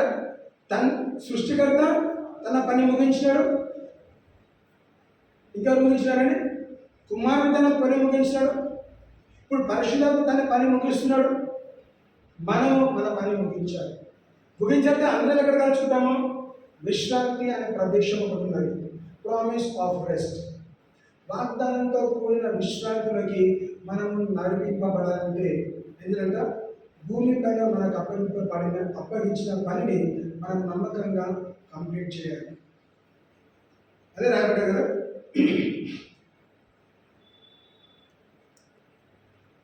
For he that is entered into his rest, he also hath ceased from his own works, as God did from his. Let us labor therefore to enter into that rest, lest any man fall after the same example of unbelief. కాబట్టి అవిధేయత వలన వారు పడిపోయినట్లుగా మనలో ఎవరు పడిపోకుండా ఆ విశ్రాంతిలో ప్రవేశించుటకు జాగ్రత్త పడుతుంది. అలా ఏమన్నాడు? కాబట్టి అవిధేయత వలన వారు పడిపోయినట్లుగా మనలో ఎవడును పడిపోకుండా ఆ విశ్రాంతిలో ప్రవేశించుటకు జాగ్రత్త పడదాము. ఎవరు జాగ్రత్త పడాలి? మనం జాగ్రత్త పడాలి. ఎందుకు? పడిపోకుండాన్నట్లు. ఇదేంటిది? ఒక ఎగ్జాంపుల్ మాత్రమే, నేర్చుకోవడానికి. వాళ్ళు దేని ద్వారా ఏ కారణంతో పడిపోయినారు? అవిశ్వాసం కారణంతో పడిపోయినారు. కాబట్టి బహుశా మీరు కూడా ఆ విధంగా పడిపోతారేమో అని ఒక హెచ్చరిక మనకు రాయబడ్డది. సో మనం ఏం చేయాలి? మనము జాగ్రత్తలు అందుకే వాక్యం అన్నది పడిపోకుండా ఆ విశ్రాంతిలో ప్రవేశించుటకు జాగ్రత్త పడదుము. ఏం చేయాలంట? We have to be careful that we should not fall into unbelief. Let us labor therefore to enter into that rest. Labor అంటే ఏంటంటే ప్రయాస పడదాము. కాబట్టి అవిధేయత వలన వారు పడిపోయినట్లు మనలో ఎవ్వడును పడిపోకుండా ఆ విశ్రాంతిలో ప్రవేశించినట్లు జాగ్రత్త పడదుము. జాగ్రత్త పడదుము బదులుగా ప్రయాస పడదుము అని రాయబడాలి. లేబర్ అంటే ఏంటిది? ప్రయాసం. దేంట్లో ప్రయాసపడాలి? నీ విశ్వాసంలో నువ్వు ప్రయాసపడు. అవిశ్వాసం వచ్చిందా నువ్వు పడిపోతావు. ఆ అవిశ్వాసం రాకుండా నువ్వు ప్రయాసపడి నీ విశ్వాసం కాపాడుతున్నావా, ఏమవుతుందంట? నువ్వు ప్రవేశింపబడుతావు. దేవుని ఉద్దేశం ఏంటిది? విశ్వాసంలో బలపరచబడడానికి. వాక్యం ఏం సరిస్తుంది? విశ్వాసం ఏ విధంగా వస్తుంది? క్రీస్తు గురించిన మాటల్ని వినటం వలన విశ్వాసం వస్తుంది. By hearing the words of God. So ఎప్పుడు వింటాము, ఎక్కడ వింటాము? దివారాత్రం వాక్యం ధ్యానించేవాడు ధన్యుడు. తను ఆకువాడగా కాలమందు ఫలమిచ్చే చెట్టుగా ఉంటాడు. వాడు విశ్రాంతిలో నడిపించబడతాడు. ఎప్పుడు? వాక్యము ధ్యానించిన వాడు. సో వాక్యం ఎప్పుడు ధ్యానించాలి? నువ్వు ఎక్కడున్నా ధ్యానించవచ్చు. స్పెసిఫిక్ టైం, స్పెసిఫిక్ ప్లేస్ అని ఏం లేదండి. కొన్ని మతాల్లో, కొన్ని గృహాల్లో గోడకు బొమ్మ పెడతారు, అక్కడ బైబిల్ పెడతారు, అక్కడికే వెళ్ళి ప్రార్థన చేస్తారు. అదొక సిస్టమ్ పెట్టుకున్నారు. సో నువ్వు దేవుని వాక్యం ధ్యానించాలంటే నువ్వు క్యారీ చేయవచ్చు. ఒక షెల్ఫ్లో పెట్టి నువ్వు దేవుని వాక్యం ముట్టవద్దు, పరిశుద్ధ గ్రంథం. అవును, నువ్వు చదవాలి, దాన్ని చదవాలి, దాన్ని ముట్టాలి, దాన్ని తెరవాలి. తెరవకుండా గోడ మీద షెల్ఫ్లో పెట్టి చదివితే కాదు. సో మనం ఏం చేయాలి? మన విశ్వాసం ఎదగాలంటే మనము వాక్యాన్ని ధ్యానించాలి. క్రీస్తు గురించిన మాటలు మనం వినాలి. విన్నట్లయితే మన విశ్వాసం ఎదుగుతాము. మనం ఎదుగుతున్నట్లయితే మనలో ఉన్న అవిశ్వాసము తొలగించబడుతుంది, విశ్వాసం ఎదుగుతాము. విశ్వాసం ఎదిగిన కారణముగా ఎక్కడికైతే మనం వాగ్దానంతో కూడిన విశ్రాంతిని మనము నడిపించబడతాం. ఎవరు దొంగలించలేరు? నీకు విశ్వాసం ఉంటే అనేకం దొంగలించడానికి వస్తారు, కానీ దొంగలించలేరు. ఎందుకంటే నీ విశ్వాసం నిన్ను కాపాడుతుంది. Your faith will save you. Your unbelief will kill you. ఒకే ఒక రీజన్, వెళ్ళినారు వెళ్ళకపోవడం. ఏం రీజన్? Belief and unbelief. విశ్వాసము అవిశ్వాసం. వాళ్ళ వయసు కాదు, వాళ్ళ ఆస్తి కాదు, వాళ్ళ అంతస్తు కాదు, వాళ్ళ ఏ దేశస్తులో కూడా కాదు. నువ్వు ఏ దేశస్తులైనా కానాన్ అనే గేట్ దగ్గర నిలబడ్డావా? ఓకే, లోపలికి వెళ్ళాలంటే విశ్వాసము కావాలి. మనం కూడా నిలబడ్డామండి, ఒక ద్వారం దగ్గర నిలబడ్డాం. ఆ ద్వారంలోకి వెళ్ళాలంటే మనకు విశ్వాసం కావాలి. అందుకే యేసుక్రీస్తులో విశ్వాసం ఉంది కాబట్టి వాక్యమే రాయబడేది. ఇదిగో నీ హృదయం అనే ద్వారం దగ్గర నేను నిలబడి నీ ద్వారం తడుతున్నాడు. ఎందుకు? యేసుక్రీస్తు విశ్వసిస్తాడు. అరే నేను ద్వారం తడుతున్నాడు, ఒకరోజు కాకపోతే ఒకరోజు తన ద్వారం తెరుస్తాడు. నేను తనలో వెళ్ళి తనతో నేనేం చేస్తాను? తనలో నివాసం చేసి తనతో సహవాసం చేస్తాను. Behold, I stand at the door and knock. If you hear his voice and open unto వాక్యం తెలుస్తుంది. నువ్వు తన స్వరం విని నువ్వు ద్వారం తెరిస్తే he will come into you and he will sup with you. మరి ఏం చేయాలి? You have to just invite. ఎప్పుడు ఇన్విటేషన్? ఎప్పుడు నువ్వు వెళ్ళగలుగుతావు? నువ్వు కూడా ఒక ద్వారం దగ్గర నిలబడి తడుతున్నావు అండి, ద్వారం తెరవబడట్లేదు. ఎందుకు? నీలో అవిశ్వాసం ఉంది కనుక. ఎన్నిసార్లు తలుపు కొట్టాలి? మనం ఈ మధ్య చాలామంది ఈ డెలివరీ బాయ్స్కి అలవాటు పడ్డారు. అవునా? కొంచెం ఏమవుతుందండి, వాడు మనకు ఫోన్ చేస్తాడు, మన తలుపులు తడుతూ ఉంటాడు. ఒక ప్రోడక్ట్ తెచ్చిన తర్వాత డోర్ తెరవకపోతే మన కాల్ ఆన్సర్ ఏం చేస్తాడు? కొట్టి కొట్టి కొట్టి కొట్టి కొంచెం చూసి వెళ్ళిపోతాడు. తర్వాత మనం కాల్ చేస్తాడు, అన్న నేను మీ దగ్గరకు వచ్చినాను, మీరు డోర్ తెరవలేదు, కాల్ ఆన్సర్ చేయలేదు, నేను వెళ్ళిపోయినాను, మీరే వచ్చి కనెక్ట్ చేసుకోండి. అదే పరిస్థితి ఇక్కడ జరుగుతుందండి. మనం పోయిన వారం గురించి మాట్లాడాము, 10 మంది స్త్రీల గురించి మాట్లాడాము, వోచన్స్ గురించి, కన్యకల గురించి. 5 బుద్ధి కలిగిన వారు, బుద్ధి లేని వారు. బుద్ధి కలిగిన వాళ్ళు సిద్ధపడ్డారు, వాళ్ళు దీపాలు తీసుకున్నారు, సరిపోయి ముందు తీసుకుపోయినారు. ఆలస్యం అవుతుందని తెలియదు, కానీ ఒకవేళ ఆలస్యం అయితే కూడా ప్రిపరేషన్తో వెళ్ళినారు. అలాంటి సిద్ధపాటు దేవుడు మీకు మాకు అనుగ్రహించారు. విశ్వాసంతో వెయిట్ చేయండి. రెండో రాకడ అంటే మరి దాదాపు 2000 సంవత్సరాల నుంచి రెండో రాకడ గురించి వింటున్నాం. వస్తాడో రావడం చాలా మాట్లాడుతున్నారు. కొంతమంది ఫేక్ అని మాట్లాడవచ్చు, ఎన్నో మాట్లాడవచ్చు. నమ్ముట నీకు అసలు నమ్మవానికి సమస్య. నువ్వు నమ్ముతున్నావా? వెయిట్ చేయి. He will come, he will take you. ఏ విశ్వాసంతో ఇంతవరకున్నావో అదే విశ్వాసం చివరి శ్వాస వరకు కొనసాగు. నువ్వు మధ్యలో వదిలేయద్దు. పేతురులాగా నువ్వు మునిగిపోతావు. పేతురులాగా మునిగిపోయినప్పుడు కనీసం అప్పుడైనా నువ్వు దేవుని వైపు చూస్తే దేవుడు నిన్ను లేపుతాడు. కాబట్టి ఏం చేశాడు? యేసుకృష్ణ నీ చుట్టూ ఉన్నాడండి. ఆపత్కాలం మీరు నాకు మొరపెట్టు, నేను మీకు ఉత్తరం ఇస్తా అంటున్నాడు. నువ్వు పడిపోయిన స్థితిగతులు ఉన్నవా, కృంగిపోయిన స్థితిగతులు ఉన్నవా, మునిగిపోయిన స్థితిగతులు ఉన్నవా, ఎవరికి మొరపెట్టుకోవాలి? దేవునికి మొరపెట్టుకో. నీ చుట్టూ ఉన్నాడు, నీ పక్కనే ఉన్నాడు, చెయ్యి చాపినంత డిస్టెన్స్లో ఉన్నాడండి. తన చెయ్యి చాపి నీ చెయ్యి పట్టుకొని లేపేంత డిస్టెన్స్లో ఉన్నాడు.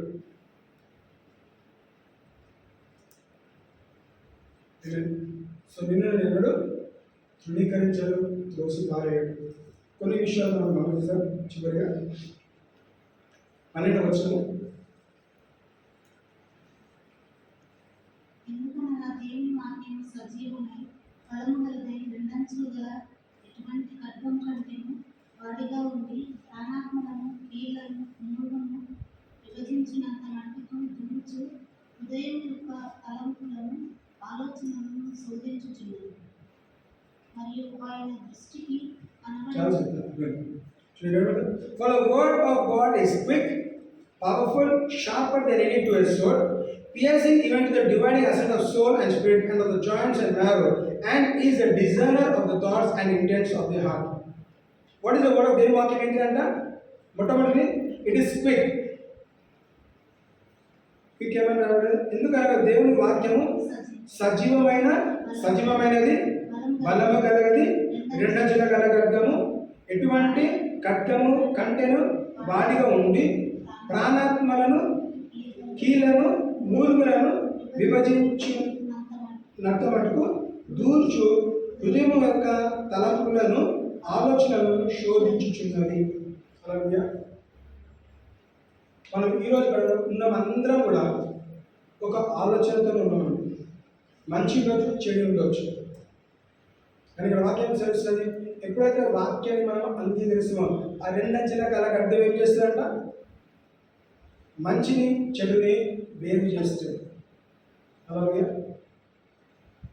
ఏదైనా కూరగాయ కట్ చేసినప్పుడు ఏం చేస్తామంటే, కట్ చేసినప్పుడు పురుగు వచ్చింది అనుకోండి, ఆ పురుగున్న ప్రాంతాన్ని అదే కత్తితో కట్ చేసాం. సపరేట్ కత్తిలే ఉండవు. పురుగుకు ఒక కత్తి, మంచి కూరగాయలకు ఒక కత్తి ఉండదు, అవునా? అదే కత్తితో కట్ చేస్తున్న మధ్యలో ఒక పుచ్చిపోయిన పాట వస్తే ఏం చేస్తారు? అదే కత్తితో కట్ చేస్తాం. సో అదేవిధంగా వాక్యం కూడా మనలో మంచి చెడుని సపరేట్ చేయడానికి వాక్యం ఇవ్వడం. అందుకే వాక్యం ఏం రాబోది? It is powerful, it is sharper than any two edged sword, it is quick అని అంటారు. అంటే త్వరగా చేసేది. డాక్టర్ ఇచ్చే మెడికల్ ప్రిస్క్రిప్షన్ వారం టైం తీసుకోవచ్చు, కానీ దేవుని వాగ్దానం వెంటనే అప్లై చేస్తే, ప్రకటిస్తే ఏమవుతుందంటే వెంటనే నువ్వు ఆ సమాధానం పొందుకుంటావు. కొన్నిసార్లు హీలింగ్కి టైం తీసుకోవచ్చు, కానీ ఆ టైం ప్రాసెస్ ఏం చేయాలి? నువ్వు వాక్యాన్ని చేత పట్టుకోవాలి. You have to hold on to the promises of God. నువ్వు వాగ్దానం చేత పట్టుకున్నట్లయితే ఏమవుతుందంట? నీకు కావాల్సిన నిరీక్షణ నువ్వు తప్పకుండా అంత దూరం వెళ్ళగలుగుతుంది. So don't be discourage. The word of God is always quick. త్వరగా పనిచేస్తుందండి, త్వరగా పనిచేస్తుంది. కొన్ని మెడిసిన్స్ టైం తీసుకుంటుంది, కొన్ని మెడిసిన్స్ ఇట్లా క్విక్గా రెస్పాన్స్ అవుతుంది. సో దేవుని వాక్యం ఏంటిదంటే ఆ మెడిసిన్ కన్నా త్వరగా పనిచేసే మెడిసిన్ దేవుని వాక్యం. అందుకే క్లియర్గా for the word of God is quick అని రాయబడింది. త్వరగా పనిచేసేది, ఇంకేంది? శక్తివంతమైనది, ఇంకా బలమైనది, రెండంచుల గల ఖడ్గం కన్నా ఏంటంట అది షార్పర్ దెన్ టూ-ఎడ్జ్డ్ స్వర్డ్ వాక్యం కాదు. సో వాక్యము మన జీవితం ఎక్కడ తీసుకెళ్ళంట? ప్రామిస్ ఆఫ్ రెస్ట్ వరకు నడిపిస్తుంది. ద వర్డ్ ఆఫ్ గాడ్ ఈ రెండంచుల గల ఖడ్గం ఏం చేశారంట? నిన్ను నీ ఎదురుగా ఉన్న ప్రతి అనవసరమైన దాన్ని నరుక్కుంటే ఏం చేశారంట? నిన్ను ముందుకు తీసుకెళ్తూ ఉంటుంది. సో ఆ ఎవరి చేతిలో ఉందని రెండంచుల గల ఖడ్గం? నువ్వు యోధుడు అయితే, నువ్వు సైనికుడు అయితే, if you are the soldier, నీ చేతిలో రెండంచుల గల ఖడ్గం ఉండాలి. నీ గురించి వేరే వారి వాక్యం ధ్యానిస్తే కాదండి. కొన్నిసార్లు ప్రమాణ స్వీకారం చేస్తూ పొలిటీషియన్ చేసేవాడు చదువు సాంతరాంగంలో చాలా ఉంటారు. వాళ్ళ గురించి ఎవరు చేస్తారు? పక్కన ఒకటి చదువుతూ ఉంటే వీళ్ళని ఏం చేయాలి? డిక్లేర్ చేస్తూ ఉంటారు. ఆ సిచ్యువేషన్ చూసినాం. చదువురాని కూడా సీఎం ఉన్నారు. ప్రమాణ స్వీకారం చేయడానికి లేకపోతే పక్కన ఉండి చెప్తూ ఉంటే ఆయన రిపీట్ చేస్తూ ఉంటారు. సో ఏం చేయాలి? మనం అలాంటి స్థితిగతిలో లేవు. మనకి ఎవరు సహాయకర్తున్నారు? పరిశుద్ధాత్మ సహాయకర్తగా నీకు సహాయం చేసే వ్యక్తి నీలో ఆల్రెడీ ఉన్నాడు. నువ్వు ఎప్పుడైతే యేసుక్రీస్తుని అంగీకరించావో నీలో ఉన్నవాడు లోకంలో ఉన్న వాడికన్నా గొప్పవాడు. మన దేహము దేవుని ఆయన. సో దేవుడు మనలో ఉన్నాడు కాబట్టి మనం నడిపించే వ్యక్తి మన చేయి పట్టుకొని మనల్ని ముందుకు నడిపిస్తాడు. నువ్వు ఏం చేయాలి? తనతో సహకరించాలి, నువ్వు తనతో జతపరచబడాలి. You have to just agree. నువ్వు తనతో ఏకీభవించాలి. ఏకీభవించకపోతే ఏమవుతుందంట? మనం ఎక్కువ దూరము నడవలేదు. చివరిగా 14వ వచనం గమనిస్తాం. ఆకాశ మండలం గుండా వెళ్ళిన దేవుని కుమారుడైన యేసు అను గొప్ప ప్రధాన యాజకుడు మనకు ఉన్నాడు కనుక మనము ఒప్పుకొనిన దానిని గట్టిగా చేపట్టు. చూడండి, చివరి ఏమన్నాడు? మనం ఏదైతే ఒప్పుకున్నామో దాన్ని గట్టిగా చేపట్టుదుము. మనం ఏం నమ్ముతున్నాము? యేసుక్రీస్తు నా కొరకు తిరిగి రానన్నాడు. ఎట్లా పట్టాలంట? గట్టిగా చేపట్టాలి. హోల్డ్ ఫాస్ట్ అండ్ ఇంగ్లీష్ రాదు. Seeing that we have a great high priest that is passed into the heavens, Jesus the Son of God, let us hold fast our profession. నీ ప్రొఫెషన్, ఆ ప్రొఫెషన్ ఏంటి? తన గురించి ఎదురు చూడటమే మన profession అని. మనం వేరే జాబ్ చేసాము, that is not the profession, అది లోకరీతిగా. But for whom are we waiting? అందరం కూడా వెయిటింగ్ పీరియడ్ ఉన్నాము, వెయిటింగ్ హాల్లో ఉన్నాము. దేని కొరకు ఎదురు చూస్తాము? యేసుక్రీస్తు రాకపోతే ఎదురు చూస్తాం. సో యేసుక్రీస్తు రాకపోతే ఎదురు చూస్తాం. ఏం చేయాలంట? Let us hold fast our profession.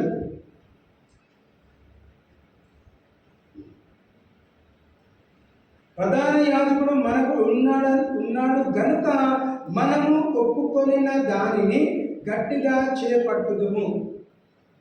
దేని ఒప్పుకుంటావు?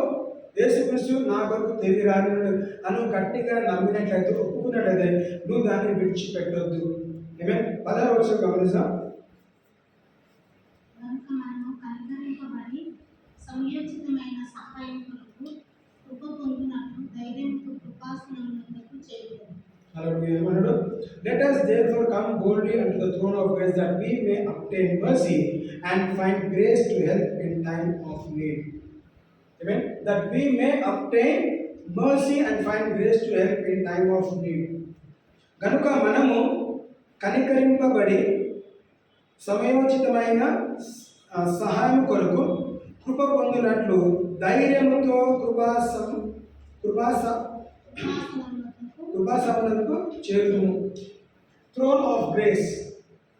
అక్కడికి నడిపించబడాలి. ఏం కావాలంటే మనకి? You have to come with boldness. ధైర్యంతో. ఎప్పుడు ధైర్యంతో రాగలుగుతాము? అవిశ్వాసంతో ధైర్యంతో రాగలుగుతాం. విశ్వాసం ఉంటేనే ధైర్యంతో రాగలుగుతాం. ఆ 12 సంవత్సరాలతో బాధపడుతున్న స్త్రీ భయపడుకుంటూ వచ్చిందా? ధైర్యంతో వచ్చిందా? ప్రజలకు భయపడ్డది.